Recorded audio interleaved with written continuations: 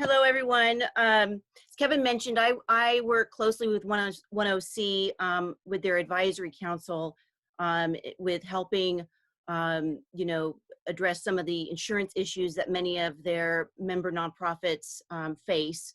As you mentioned, I work closely with many of the local Orange County nonprofits, and I assist them with mitigating their loss, structuring insurance programs to meet their their individual needs. As you know, each nonprofit's a little different, and with this the whole COVID situation, it's caused some concern within the with most organizations. A lot of mine are closed. If they're not closed, my essential nonprofit operations and companies that I work with are, staff is 100% remote. And how is all of this impacting your your daily life for your employees while they're working from home?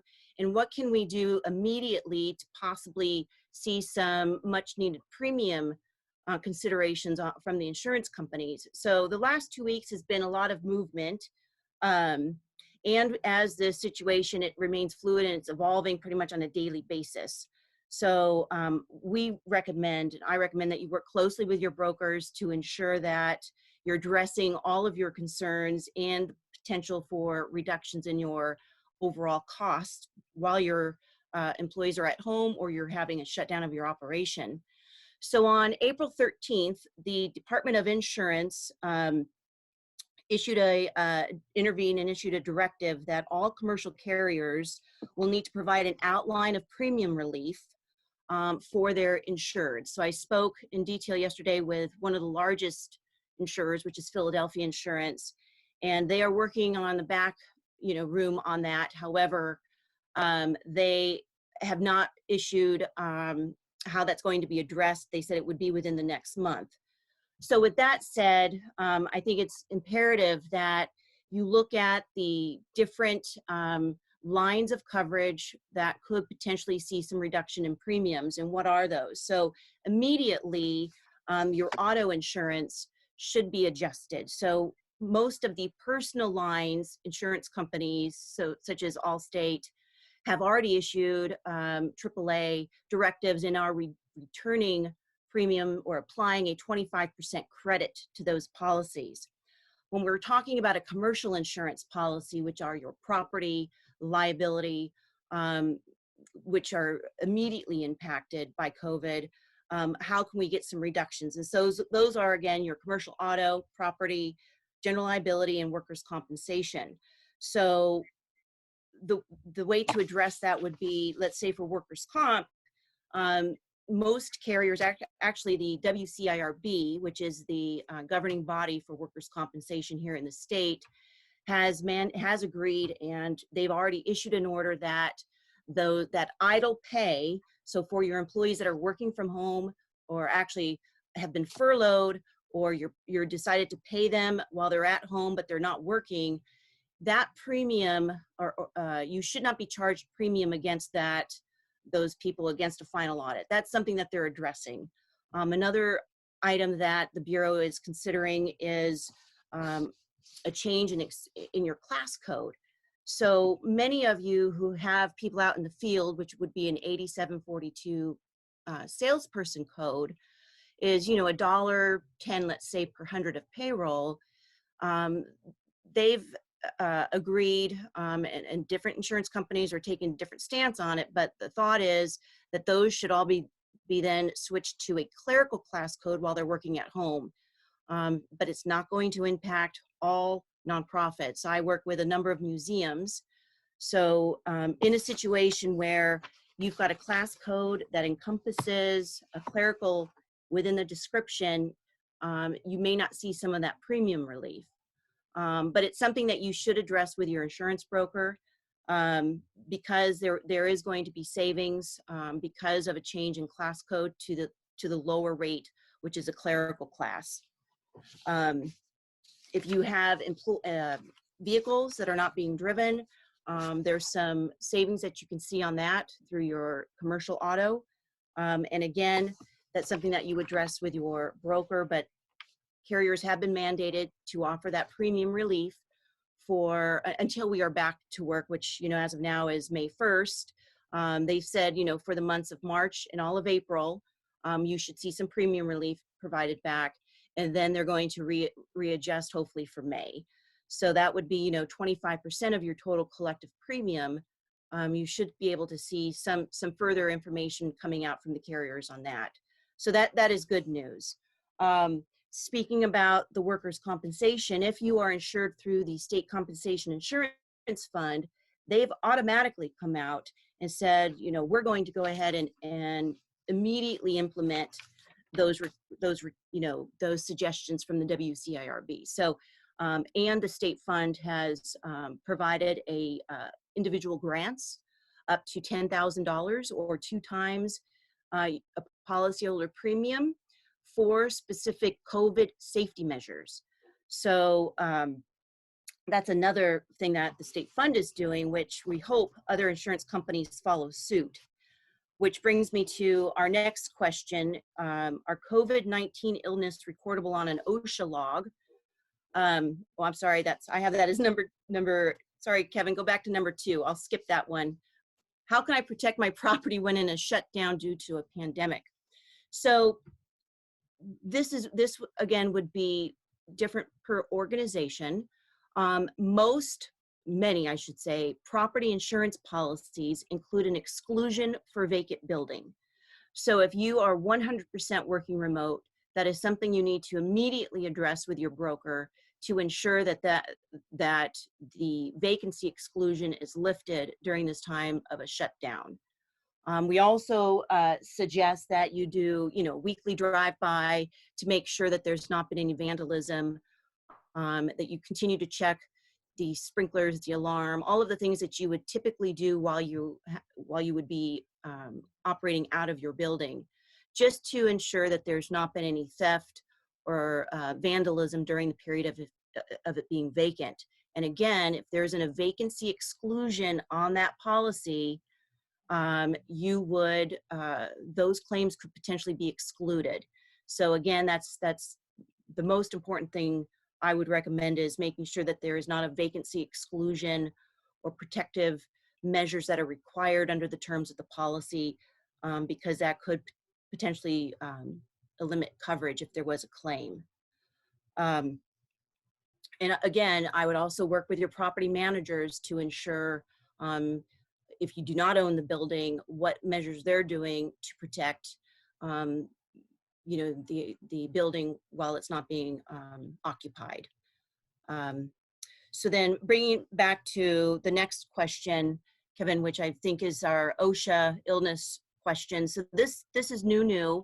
This just came out recently, that COVID illnesses include, well, the state fund just issued this order on the 20th, that most workplace injuries have to happen within the course of and scope of somebody's job. So if I'm typically working in the thrift store of, you know, or I'm working at the store at the museum, you know, my job description doesn't, you know, cause me to be working from home. So they have lifted that mandate, and that if you are working remote, that does not eliminate the need for a claim to be covered under a workers' compensation. So specifically the state fund order was whether or not a worker can demonstrate that the virus was contracted during the course of employment, they would accept the claim. So this is huge when we're speaking about the potential increase in premiums for workers' compensation, because the number of claims that could potentially be picked up under the workers' compensation. The way that the rating works for workers' compensation, it's experience rating. So theoretically, the more claims I have that are recordable would impact your overall experience rating. One of the other things that have come down the pike this week is that those claims, so any COVID claim, would then not impact your experience rating. So experience rating goes hand in hand with the way that the premium is derived for workers' compensation. So although those claims are going to be picked up, they will not be applied in the calculation of your experience rating factor. So that's one good point, because it's not going to affect your experience rating mechanism used for premium calculation. However, we anticipate an extreme hardening of the workers' compensation market because of this. So I've already seen on certain lines of coverage impacted because of the catastrophic events between flood, fire, et cetera. Now we have COVID. We're anticipating about a 15 to 20 to 25% increase in rates over the next year. So as a nonprofit, that could really impact your bottom line. So budget-wise, I'm suggesting all of my clients pad their budget by a 15 to 25% swing, depending on the line of coverage. Again, that's something that would need to be addressed with your broker. So to answer question 3, yes, they are recordable. The state fund has taken a stance where you don't even have to deem that it was proven to be within the course and scope of your job. Other carriers have yet to come back with that. So outside of the state fund, let's say you're insured with AmTrust, and you have an employee that's come to you stating that they believe that they become sick while on the job, you have to provide them with a DWC-1 form and submit the claim.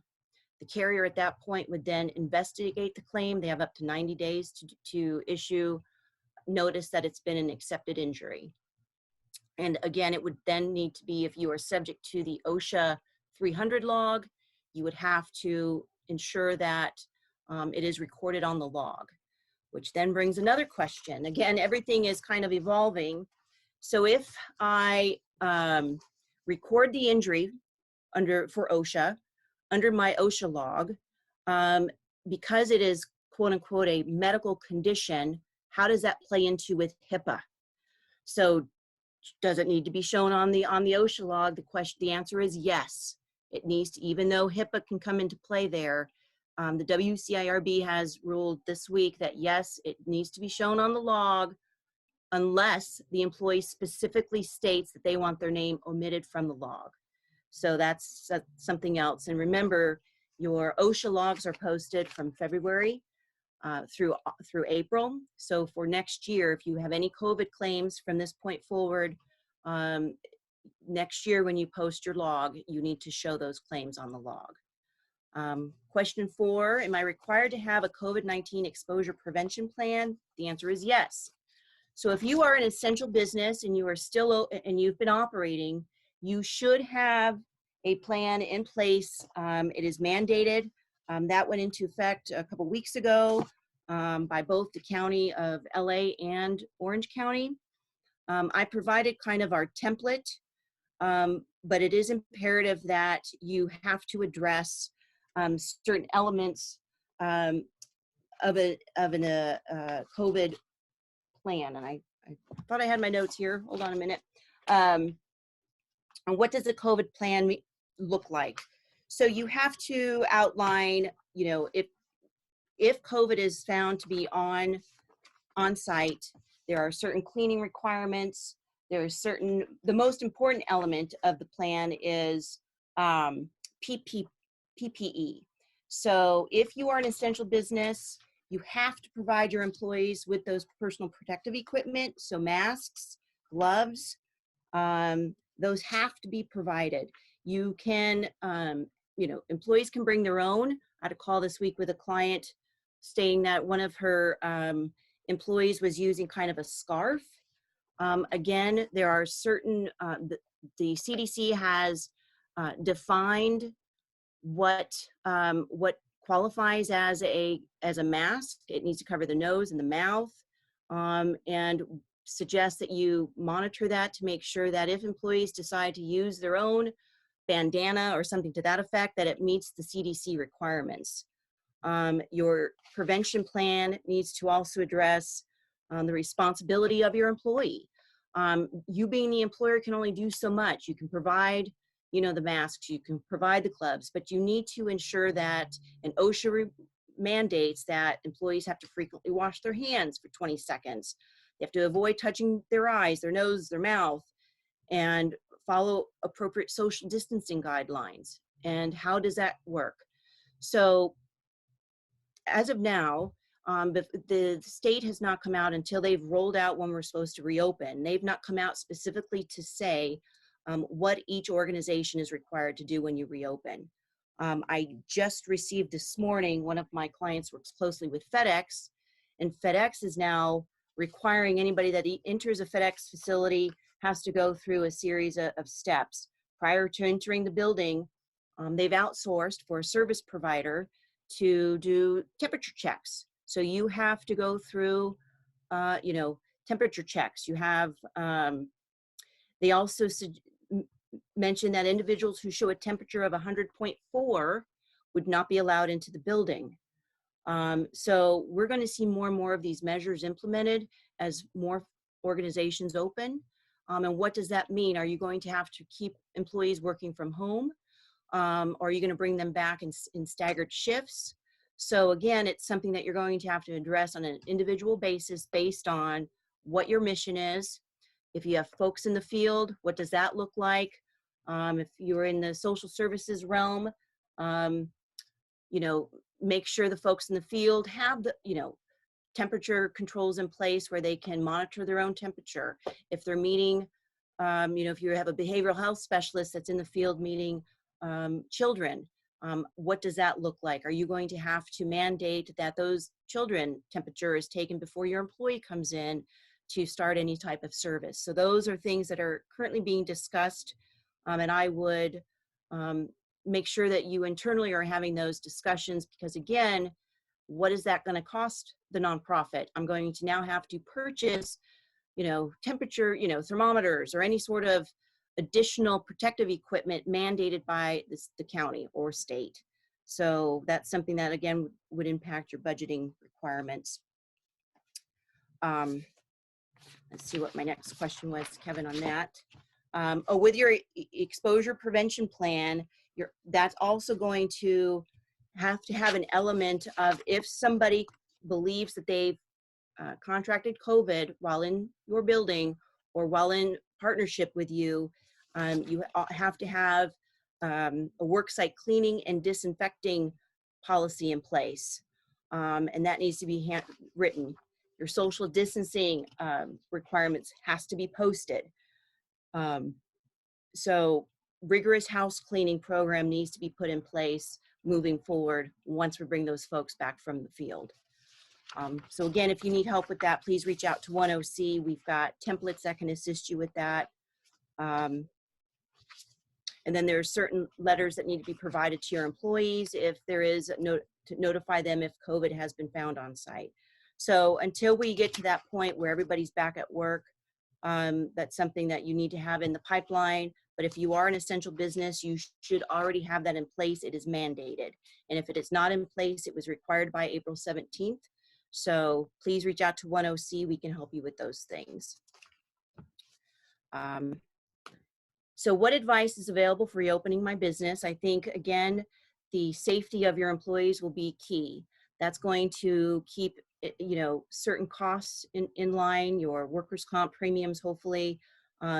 Even though those COVID claims are not a recordable, are going to impact your experience rating, it is going to impact the way that your underwriter looks at your experience. So maintaining and monitoring a clean environment, managing those employees to make sure that they are following your internal protocols, social distancing, face protection, hand washing is going to be imperative. So when your broker goes out to market, they can paint a picture that you are doing X, Y, and Z, and therefore you are a good risk as associated with COVID. That is going to impact your bottom line 100%, those reductions in potential rates because of the things that you are doing. Other things that we suggest reopening is review the guidelines from the state, because each state is going to have their own. I mean, California has a 6-step plan. Some other states have the 3-step plan, which Trump introduced. So making sure that you're following those closely and understand what the risks are. Again, if you've got people out in the field, OSHA is going to have their own requirements. So making sure you're working closely with your brokers, because in the absence of providing your employees with the proper protection equipment, you could be held grossly negligent, and there could be additional lawsuits filed against the nonprofit. And in speaking about that, if you suffered any reduction in force, how is that going to look for employment practices liability? So I sat on a call yesterday. So the directors and officers arena, as well as employment practices liability, is going to be severely impacted by COVID. We're going to start seeing a number of claims filed against a director, an officer of an organization, or against the board, so to speak, because certain measures were not followed. You didn't follow the CDC guidelines, and as a result, this is what's happened to your volunteers or to your staff.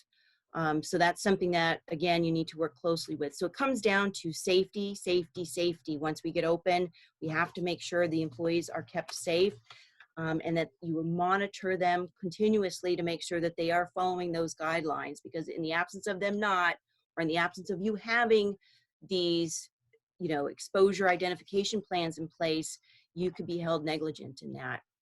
And the next item would also be under the employment practices liability is your wage and hour.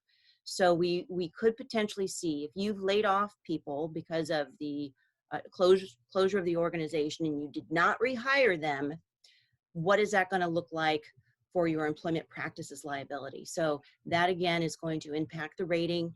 We're going to see a minimum of a 25% rate increase, or premium increases, so to speak, as respects directors and officers liability and wage and hour. We are already seeing COVID claim exclusions slapped onto these policies. So let's say I've laid people off, I didn't rehire them back because of COVID.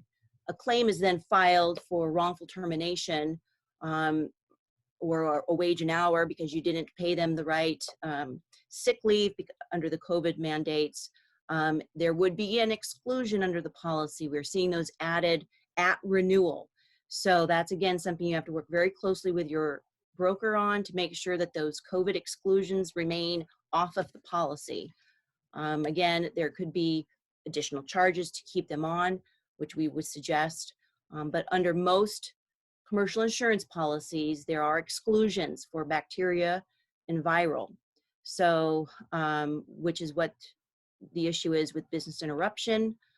Those claims are excluded because there's not deemed an actual physical damage to the actual building. So you may have seen a number of lawsuits filed on that part.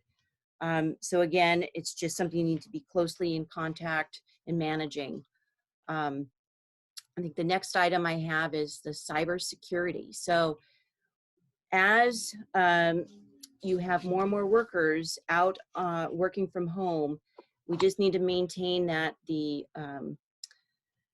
your computer systems are not impacted, meaning hacked. We're seeing, Zoom was hacked, certain Zoom systems, were hacked, and people lost a lot of money because hackers were somehow able to hack into the Zoom system for certain people using Zoom. So again, that's something to make sure that you're in communication with your IT. In addition, we're seeing new phishing scams. So if I'm working from home and I got an email that appears to be from my CFO, then it says, okay, I need you to wire X amount of money. For whatever reason, we're finding more and more of these folks, reaching out to your employees under a false pretense, and then you being hit with a loss of revenue because somebody's somehow, released funds to one of these hackers. So again, making sure you've got the proper insurance in place. Cyber liability insurance is extremely inexpensive, and we're seeing a heightened exposure to those claims. So outside of that, that's kind of the 100-foot overview. Again, depending on what the nature of your organization's doing, some of this is going to change, but it's just kind of and it's going to be evolving from week to week. So stay tuned for coming attractions, because what I say today may not hold for next week. So I'll continue to update OneOC with any new developments, but that's where we're at. Any questions?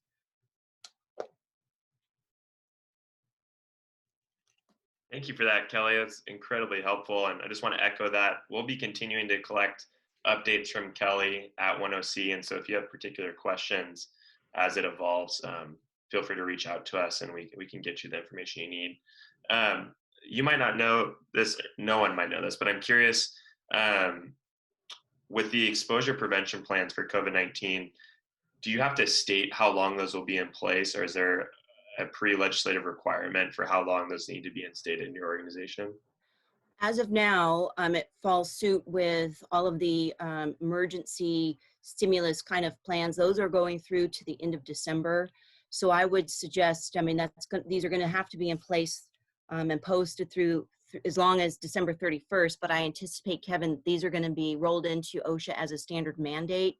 So it's going to have to be something that is part of your injury illness prevention program. So every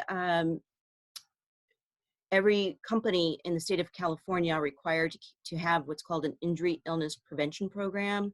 Depending on the size of the organization, it doesn't have to be as in depth, but a lot of nonprofits may not have an injury illness prevention program or know that one exists.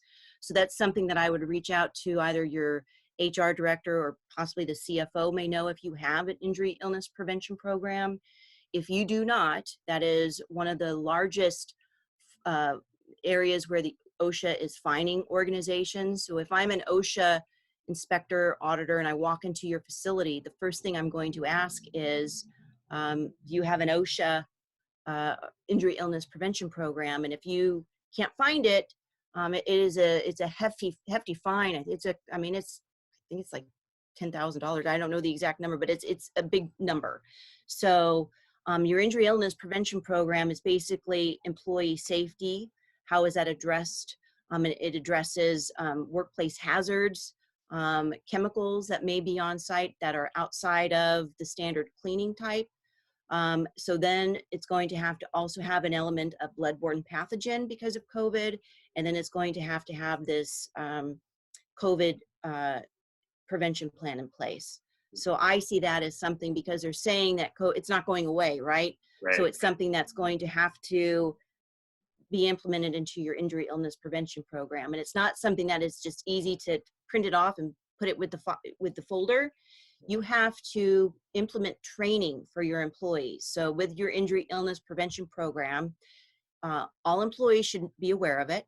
They should all sign off that they have acknowledged that they've read the injury illness prevention program and that they're following the mandated employee, good housekeeping, steps, that they're not leaving cords out, or most nonprofits aren't manufacturing anything, so there's not anything where they could lose a finger. But many of them have driving exposure. So do you have a defensive driving program in place? If not, that is something that needs to be made part of your injury illness prevention program. So it's safety mandated through the state, and you're required to implement mandated safety training depending on what your SIC code is, Kevin. So yes, I see it being required moving forward. We're not going to get rid of it anytime soon. And in the absence, again, of you not having, and what does it take? An employee can call and OSHA direct and say, hey, my employer hasn't posted the social distancing guidelines. I'm really concerned I'm going to be getting sick.